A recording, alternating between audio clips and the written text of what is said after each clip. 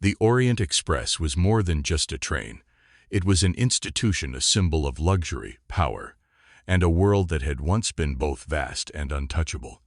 But tonight, as it sliced through the desolate winter landscape, the train felt more like a gilded cage. It was midnight, and the train's rhythmic clatter against the tracks was the only sound in the vast expanse of snow-covered wilderness. Outside, a blizzard raged, throwing sheets of snow against the windows in harsh, blinding gusts. Inside, the atmosphere was almost too perfect.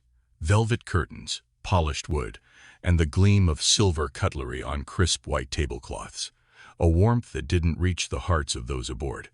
Among the passengers, Hercule Poirot, the legendary Belgian detective, sat in his compartment, seemingly absorbed in a book. His neatly tailored suit, his perfectly pressed mustache, everything about him exuded precision and control.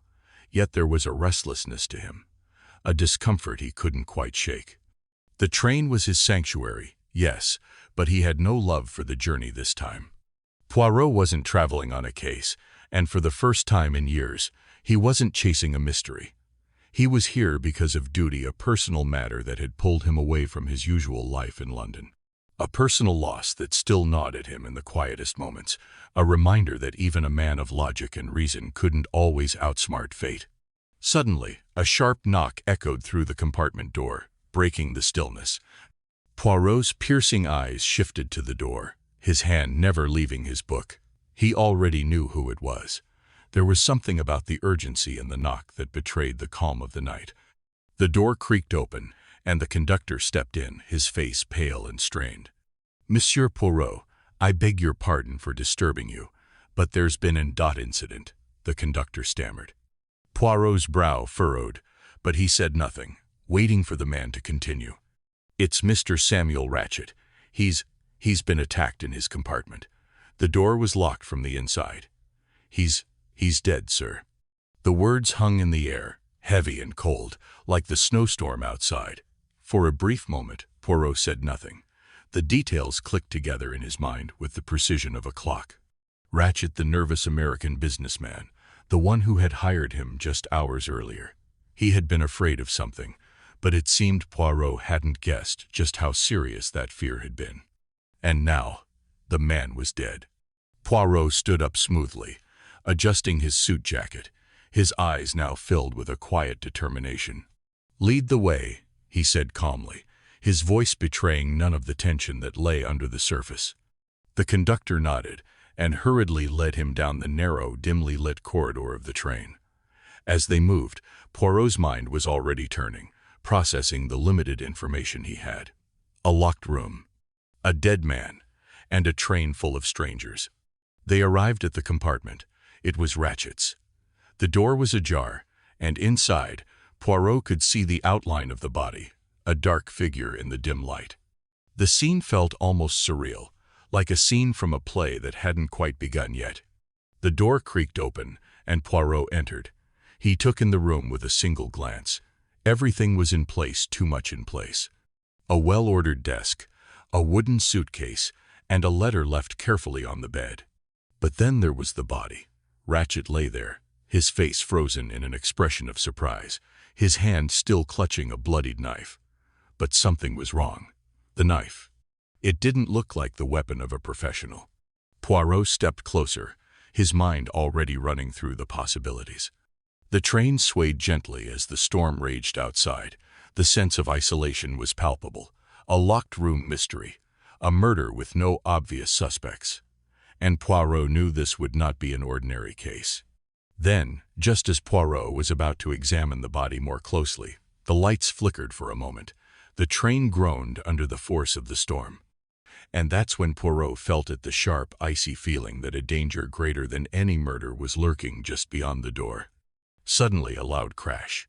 Someone was scrambling down the hall, and a shadow darted across the far end of the corridor. Poirot's eyes shot toward the door. He didn't need to look at the body anymore. The real mystery had just begun. Cliffhanger. As the shadow disappeared into the night, a single haunting thought echoed in Poirot's mind. Who was the real target? And why did someone just try to escape before the detective could even begin his investigation? The victim, Samuel Ratchet. The Orient Express was a place where the world's richest and most important passengers could find solace away from prying eyes. Yet Samuel Ratchet did not belong to the calm, composed world of the elite. He stood out, not just because of his wealth, but because of the strange, unsettling aura that surrounded him. Ratchet was a tall, powerfully built man, with sharp features that looked almost too harsh, as if they had been chiseled out of stone. His suit was impeccable, but there was something off about the way he wore it. The cuffs of his shirt were slightly too tight, and his tie, a deep, rich red, was knotted with a frantic, almost nervous energy. His hands, large and calloused, were constantly in motion, fidgeting with his watch or adjusting his tie as if he couldn't settle into his own skin. Poirot, always observant, couldn't help but notice the nervous energy that radiated from him. It wasn't just the way he moved, it was the way he avoided eye contact, as though he was afraid someone might see right through him. When he did make eye contact, his eyes were shifty, darting from one person to the next, but never staying still long enough to truly engage. Poirot, seated at his usual spot in the dining car, overheard snippets of conversation. Ratchet was speaking with a member of the train staff, his voice too low, too quick, as if trying to hide something. "I need you to arrange a private meeting with that detective," Ratchet said, his voice thick with an accent that felt out of place among the European passengers. "The Belgian one, Poirot. Do you understand?" His words were clipped, anxious. Poirot, intrigued by the mention of his name, took note. Ratchet's request wasn't entirely unusual. Many wealthy clients sought Poirot's services when they felt threatened. But the urgency in Ratchet's tone set off a quiet alarm in Poirot's mind. Something about this man's desperation felt wrong, as though he had something to hide. A few moments later, Ratchet appeared at Poirot's table, his footsteps heavy, yet deliberately measured. He didn't sit.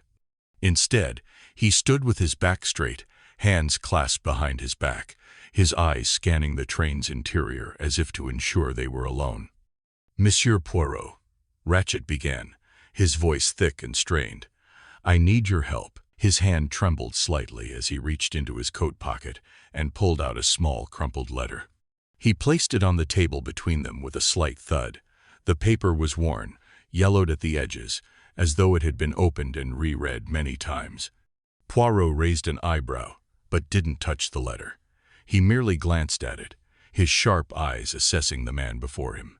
"I'm being threatened," Ratchet continued, his voice tight with fear. "Someone is going to kill me, Monsieur Poirot. I've received these letters, anonymous, cryptic. They said they'll come for me, and I believe them." His voice quivered as he spoke the last words, and there was a strange, almost childish vulnerability in his eyes, one that clashed with his otherwise imposing physical presence. Poirot leaned back slightly in his chair, observing the man carefully. Ratchet's fear was real, that much was clear, but there was something about the way he presented himself that felt calculated, rehearsed. The words felt forced, like a man trying too hard to convince someone of his innocence, but in the process, betraying the very nature of his deceit. "I am afraid I cannot accept your offer," Poirot replied coolly, his eyes never leaving Ratchet's face. "There is something about you, Monsieur Ratchet, that does not sit right with me."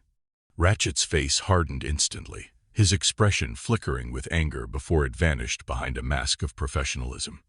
"I'm offering you money," Ratchet hissed. "Plenty of it. Surely that is enough to sway your decision." Poirot simply shook his head. "No amount of money can change the instinct of a man who trusts his observation," he said, his voice calm but firm. "And right now my instinct tells me that something about your story is not truthful." Ratchet's mouth tightened into a thin line. For a brief moment he looked as if he might argue further. But instead, he gave a quick, sharp nod. "I'll make sure you regret this decision, Monsieur Poirot," he said, before turning and walking away, his heavy footsteps echoing down the corridor. Cliffhanger. As Poirot watched Ratchet retreat, a sinking feeling settled in his chest.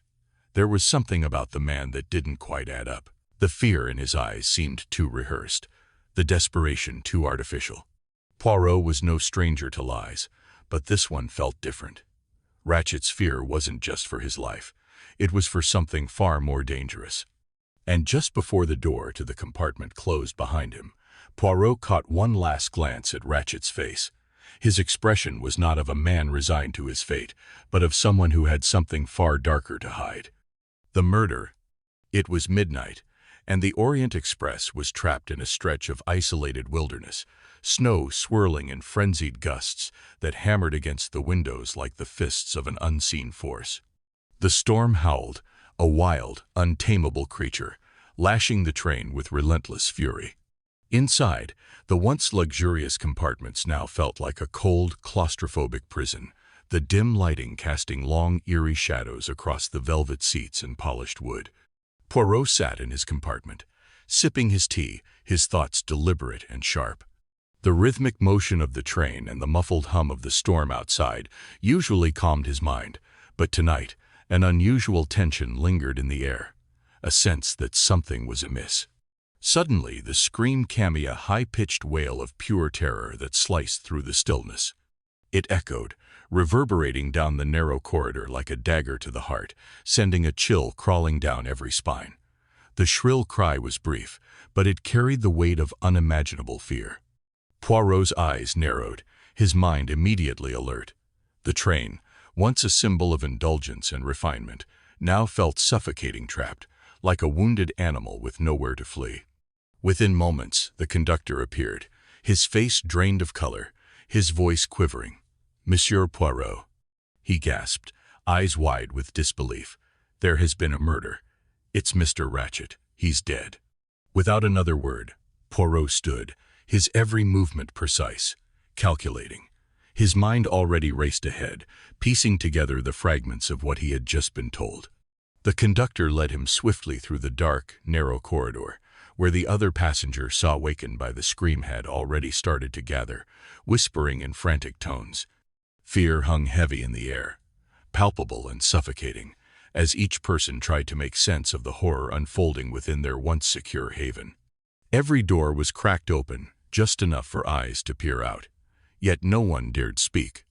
Poirot's sharp gaze swept over them, noting the unease, the trembling hands, the widening eyes, all signs of the same thing: panic. They arrived at Ratchet's compartment, where the door stood ajar, swaying slightly in the draft. A sickly chill swept through, colder than it had been outside.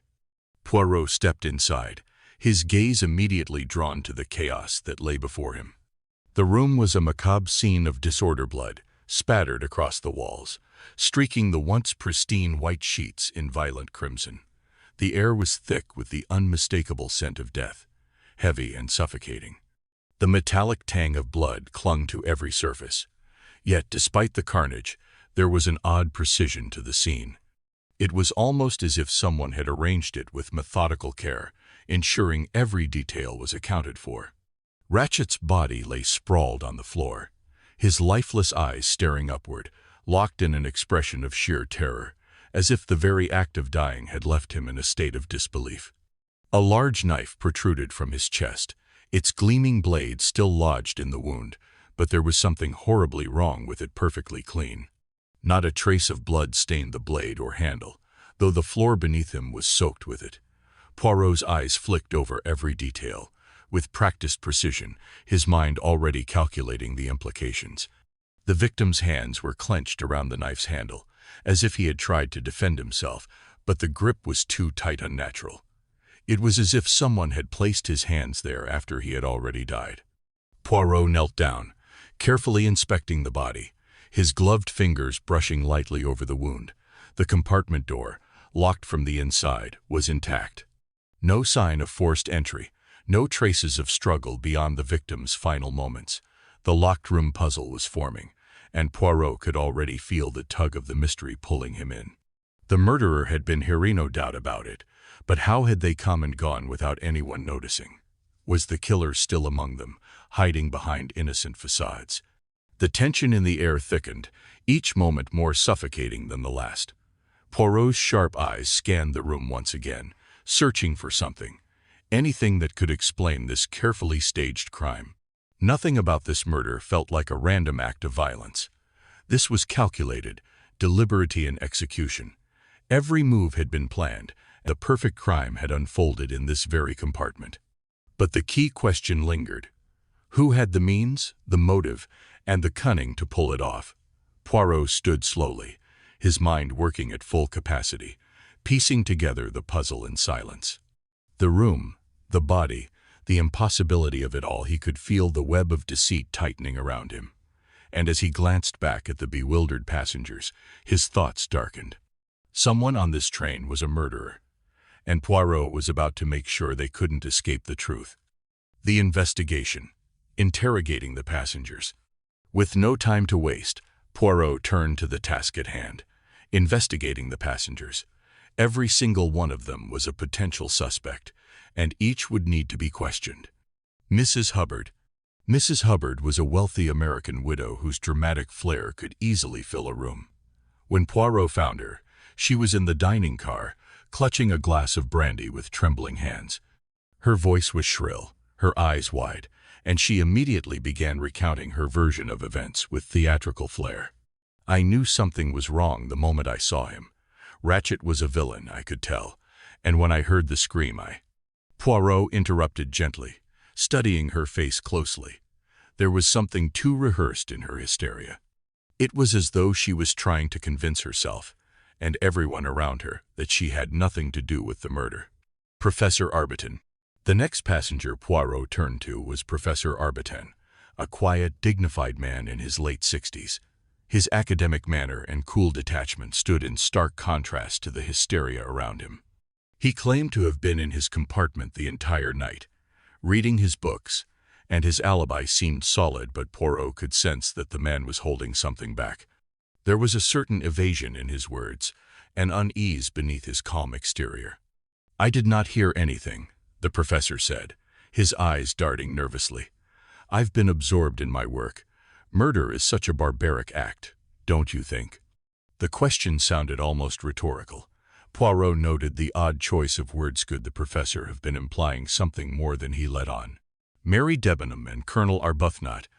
The British couple Mary Debenham, a poised schoolteacher, and Colonel Arbuthnot, a retired army officer, were an intriguing pair. They spoke with calm certainty, their alibis seeming to match up. They had been in each other's company during the time of the murder. But Poirot couldn't shake the feeling that there was something more to their relationship. There was an unnatural ease between them, a quiet tension that only the sharpest eye could catch. They were careful with their words, but Poirot noticed their eyes met for just a fraction of a second too long. Was there more between them than met the eye? We were in her compartment, Colonel Arbuthnot said, his gaze unwavering. You can check with her, there's nothing more to it. Poirot nodded, but something in his tone set Poirot on edge. Was he telling the truth, or was he shielding something or someone? Hector McQueen. Hector McQueen, Ratchet's secretary, was clearly rattled. The man's nervous energy was palpable. His hands trembled, and his words were rushed, as though he wanted to get the interrogation over with. 2. Didn't hear anything. I was in my compartment, reading. I had no reason to believe anything would happen. But Poirot wasn't convinced. There was a look of guilt in McQueen's eyes, a hint of fear that suggested more than just a frightened secretary. McQueen's nervousness seemed genuine, but it was also something too convenient, too perfect for the scenario. He knew something, and Poirot could feel it. Count and Countess Andrigny. The Count and Countess Andrigny were the epitome of aristocratic grace, with an air of sophistication that hid something darker. They were a mysterious couple, foreign, with accents thick and clipped. The Countess was quiet and composed, while the Count was charming but guarded. We were asleep, Monsieur Poirot, the Countess said with a soft, almost melancholic voice. Her eyes darted briefly, as though she feared the wrong word might expose her. Was she afraid of something in particular, or was it the fear of being caught in a lie? Her husband's expression was unreadable, his stoic gaze hiding a mind that Poirot suspected was always calculating. Cyrus Hardman, the former detective, now working as a private investigator, had the eyes of a man who had seen too many things, but said too little. His alibi was unremarkable, but Poirot knew that Hardman had dealt with cases of crime before. The question was, why was he on this train? Was he just another passenger, or had he been hired for a reason? And if he had been hired, by whom? "I'm just a fellow traveler," Hardman had said, his voice low and smooth, but Poirot saw through it. Hardman's experience gave him an edge, and Poirot wasn't sure yet whether the man was playing a role or hiding something deeper. Cliffhanger. As Poirot pieced together each suspect's alibi, he couldn't shake the feeling that each answer only raised more questions. The passengers had perfectly constructed stories, but Poirot knew there was something beneath the surface. Everyone had something to hide. Just as he was about to ask one final question, the lights flickered, casting long shadows across the train's dimly lit corridors. There was a loud thud from the hallway, followed by a faint scream. Poirot's heart raced. What was that? The mystery was no longer just about a murder. Someone was still hiding something, and that something was about to come to light in the most unexpected way. Clues and red herrings. The snowstorm outside howled against the train, but inside the luxurious Orient Express, a different kind of storm was brewing. The atmosphere had shifted from calm to tense, with each new discovery pushing Hercule Poirot further down a twisting path of confusion and suspicion. His trained eyes missed nothing, but every clue seemed to lead him in circles, making him question if the answers were as clear as they seemed. Poirot's meticulous nature drove him to inspect every inch of the crime scene, and it was then that his gaze landed on a small but telling detail: blood-stained handkerchief, hidden beneath the bedhead, almost as if it had been carefully placed there to remain unnoticed. The initials MD were stitched into the fabric. At first, Poirot considered the possibility that it belonged to Mary Debenham, one of the passengers who had appeared calm but distant. When Poirot confronted her, her face briefly betrayed a flicker of surprise, but she quickly composed herself. "I've never seen that handkerchief before," Mary insisted, her voice a little too steady for Poirot's liking. Her calmness raised suspicion, but was she guilty, or was she merely part of something much larger? The storm outside had blanketed the landscape in a thick, unbroken sheet of snow, yet Poirot's sharp eyes noticed mismatched footprints around the train's tracks. There was something odd about the multiple sets of prints, as if someone had been pacing near the train, unsure of whether to stay or flee. What puzzled Poirot most was that these footprints didn't match any of the passengers' footwear, which meant they could either be from an outsider or someone had carefully hidden their presence. The confusion deepened. If someone had been outside, how did they approach the train without being seen? And if they were part of the group on the train, how had they managed to cover their tracks so thoroughly? Poirot's next breakthrough came with a mysterious letter, discovered tucked inside Hector McQueen's coat pocket. The letter was haunting in its brevity and cryptic in its content. "The Armstrong family's thirst for justice will be quenched in blood. The past must be avenged." Poirot's heart raced as the name Armstrong rang a bell in his mind. He knew of the tragedy, a kidnapping and murder that had shattered the Armstrong family years ago. The idea that Samuel Ratchet might be linked to the Armstrong case struck a chilling chord. Could Ratchet have been Cassetti, the man responsible for the murder of little Daisy Armstrong all those years ago? When Poirot showed the letter to McQueen, he appeared rattled. Don't know where that came from," McQueen stammered, his nervousness only confirming that he knew far more than he was letting on. His defense was weak, and Poirot couldn't shake the feeling that McQueen was hiding something crucial.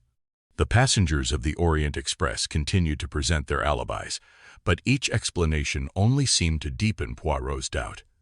Mrs. Hubbard, ever dramatic, insisted that she had been locked in her compartment and couldn't have heard anything. Yet, the walls were thin, and Poirot knew it was nearly impossible to not hear a scream or some sound of struggle. Professor Arbitan claimed he had been reading his book in solitude, but when Poirot asked for the title, the professor hesitated just a moment too long. A slip of the tongue. Or was he hiding something in his reading material that tied him closer to the murder? Countess Andrigny, with her cold, aristocratic composure, had an alibi that was almost too perfect. She had been in her compartment, but her demeanor was oddly unruffled. The question gnawed at Poirot. Could her calmness be the mark of someone accustomed to deception, or was she simply playing a role to cover up a deeply buried secret? The puzzle grows more intricate. Poirot stood back, surveying the pieces of the puzzle in front of him. The clues, though numerous, didn't fit together neatly. They twisted and turned in ways that seemed intentionally misleading. Every lead seemed to be leading somewhere, but each time it felt like a new dead end. The handkerchief with the initials MD led Poirot to suspect Mary Debenham, but there was no evidence to directly link her to the crime. The mismatched footprints outside the train hinted at an outsider, yet they were too well hidden to point to anyone definitively. The letter tied the murder to the Armstrong case, but it still left too many questions unanswered. Was Ratchet really Cassetti? And if so, was the revenge motive so intense that someone would kill to punish him for his past crimes? Poirot's mind raced with possibilities. Every piece of the puzzle seemed like it had been carefully designed to lead him astray. With no clear answers in sight, the only certainty was that one of these passengers held the key to solving the mystery. But who? As the snow continued to fall, Poirot knew the next step was crucial. He needed to connect the dots before it was too late, before the truth slipped away like the tracks in the snow, disappearing under the weight of confusion. Unraveling the mystery. As Poirot sat in his compartment, reviewing the facts, it felt as if the pieces of the puzzle were just within reach, but too disjointed to form a complete picture. He knew something was missing. The clues led him in circles, each new detail seeming to muddy the waters instead of clearing the fog. Poirot's eyes narrowed as he turned the letter once again, the cryptic message hinting at revenge tied to the Armstrong family tragedy. But it wasn't until the pieces clicked into place that Poirot's mind finally made the leap of truth so astonishing, so terrifying, that it would change the course of the investigation forever. Samuel Ratchet, the man everyone thought had been the victim, was not who he claimed to be at all. He wasn't some nervous businessman with a checkered past. Samuel Ratchet was Cassetti, the notorious criminal who had kidnapped and murdered Daisy Armstrong, a case that had haunted the world for years. The truth of Cassetti's identity was like a dagger to Poirot's heart. The pieces had been there all along, but they had been so carefully hidden. The man who had once eluded justice, the man who had torn a family apart, was now dead. But who had killed him? And why had none of the passengers come forward with this revelation sooner? Poirot began to look at the passengers with new eyes. Each one of them had their own dark connection to Daisy Armstrong's tragic fate. The professor who had been a close friend of the Armstrongs, the quiet, dignified couple who had lost a child of their own, the proud aristocrat who had seen her wealth and status crumble due to the scandal. Each passenger had been shaped by grief, driven by rage, and bound by a shared desire for justice. But instead of turning to the law, they had taken matters into their own hands, together. They had become a jury, a judge, and an executioner, united in their need to exact revenge on the man who had ruined their lives. Poirot's stomach turned as he pieced it together. The murder of Cassetti was no random act of violence. It was the culmination of years of pain and suffering. A collective decision driven by something far more dangerous than vengeance, a desperate cry for justice that had no place in the world anymore. But as the revelation sank in, Poirot's mind became clouded. How far had the passengers been willing to go? And what did justice truly mean in this case? Now, Poirot stood at the precipice of a moral abyss, knew the truth. But revealing it would not only shatter the lives of the passengers, but also expose the deep darkness they had embraced in their shared quest for justice. In their eyes, they were avenging an innocent child. But in the eyes of the law, they were murderers, plain and simple. Poirot faced a moral dilemma. Does he uphold the law, revealing the truth and allowing these passengers to face justice for their actions? Or does he become an accomplice, keeping the secret of their collective revenge, knowing that they had acted not out of malice, but out of a deep need for redemption? Was it really justice when the world had failed to deliver it? With every passing moment, the decision weighed heavier on his shoulders. The truth had become a weapon he could use to either bring justice or to bury the past in darkness. He could not be both the judge and the executioner, but which side of the law did he belong to now? Poirot knew he had two possible courses of action. Theory 1. A mysterious outsider had infiltrated the train, killed Ratchet, and staged the crime scene to frame one of the passengers. The motives were unclear, but the key was to ensure that suspicion remained on someone within the train. The investigation would lead to a dead end, and the passengers would remain safe. Theory 2. The passengers, driven by their grief and sense of justice, had conspired together to murder Cassetti. Every single one of them had a personal connection to the Armstrong case. Some had lost their children, their families, their dignity, their future soul, because of Cassetti's evil actions. They had planned the murder together, knowing it was their only chance to right the wrongs of the past. Each of them had participated in some way, either directly or indirectly, and now they were all bound by their shared guilt. The truth was so complex, so layered, that it would be impossible to convey in a single theory. But Poirot knew that if he revealed what he had uncovered, he would destroy everything the passengers had worked for. On the other hand, if he chose to hide the truth, he would betray his own sense of justice, becoming complicit in their crime. As Poirot sat in the dimly lit compartment, his hands trembling, he stared at the two theories laid before him. Theory 1 was easy: no one would ever know the truth, and the passengers could walk away free from consequence. But Theory 2 would be a harrowing journey for everyone involved. They would all have to live with the burden of what they had done. Was it worth it? Was it truly justice? The walls of the train felt like they were closing in on Poirot. Every decision, every word, every action weighed heavily on his conscience. The clock ticked louder and louder, each second reminding him that time was running out. The passengers were awaiting his verdict, but Poirot had yet to make up his mind. The truth was there, raw and undeniable, but could he really expose it? He walked to the window and stared into the snowstorm, watching as the swirling wind carried the truth far beyond his reach. As the train slowly crept through the storm, the decision still haunted him. The truth now a weapon that could either break or save the lives of those who had shared in the act of justice. But Poirot knew one thing. He couldn't walk away from this mystery. Whether he was to reveal the truth or protect those who had taken the law into their own hands, he had already crossed a line. The world would never be the same after the revelation, and neither would he. Conclusion. The snowstorm outside had cleared, but the storm inside the Orient Express had not. Hercule Poirot stood by the window, staring into the distance as the train slowly inched toward its final destination. The landscape outside, a blur of white and gray, mirrored the uncertainty that churned inside him. His mind raced, caught between justice and compassion, two opposing forces that had been pulling him in different directions ever since the truth about Samuel Ratchet had been uncovered. Inside the train, the passengers waited, silent and anxious. They had been witnesses to a collective act of revenge, each of them bound by a shared grief, a shared loss, and a shared need for redemption. They knew what they had done. They knew the consequences of their actions. But now it was time for Poirot to decide their fate. Poirot's gaze turned from the window to the gathered passengers. Each of them held a deep, silent fear, a desperation that had driven them to take justice into their own hands. But they were also aware that they had crossed a line. The weight of their actions was unbearable, but none of them had the courage to face the consequences alone. Poirot walked into the luxurious dining car, where the authorities were waiting. The Swiss police inspector stood there, impatient but respectful, as Poirot carefully placed the two theories he had formulated on the table between them.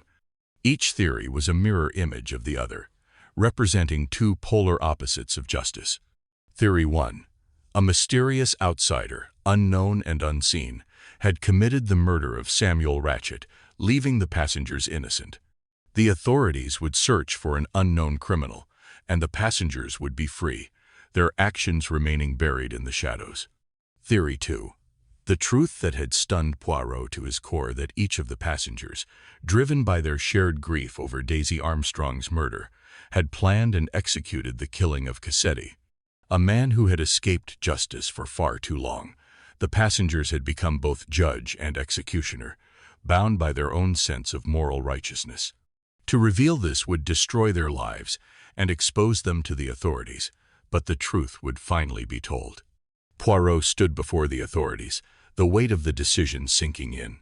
He had seen the truth, But now he had to ask himself, what is the true nature of justice? Is it the cold, unyielding application of the law, or is it the human need for compassion and redemption? The inspector's eyes bore into Poirot's. "What is your conclusion, Poirot?" he asked, his voice low but expectant. Poirot, the world's most famous detective, had unraveled mysteries that had baffled nations. But now, the mystery before him was one of the soul. There were no clear answers, no right or wrong.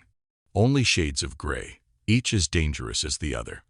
Poirot closed his eyes for a moment, letting the silence speak volumes. When he opened them, his voice was steady but full of depth, as if each word he spoke carried the weight of an eternity.